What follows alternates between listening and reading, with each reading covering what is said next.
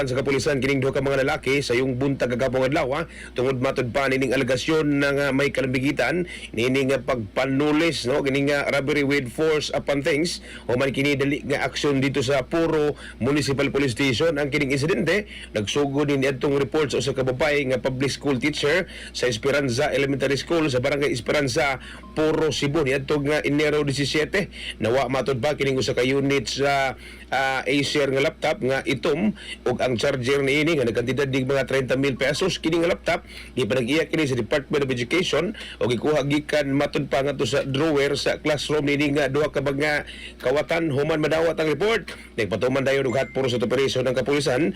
Nadungog nila gikan sa usa ka consultation nga duha ka tawo matud pa nagbitbit og laptop nga nagpa-repair sa usa ka tindahan sa Barangay Southern, Poblacion, San Francisco, Cebu. Pag-abot sa tindahan nakaila dayon ang biktima sa laptop og nadakpan ang kining duha ka mga suspect alas 2 na sa kadlawon niadto dig ka adlaw sa sinulog. Kining nga suspect na ilhan lang sa alias nga si JP 19 anyos o kini si JC 23 anyos pareho ning way trabaho residente ni sa Barangay Esperanza, Puro. Tungod sa paspas nga aksyon sa kapulisan gidaig ni Police Colonel Abubakar Udang Manjilan Jr.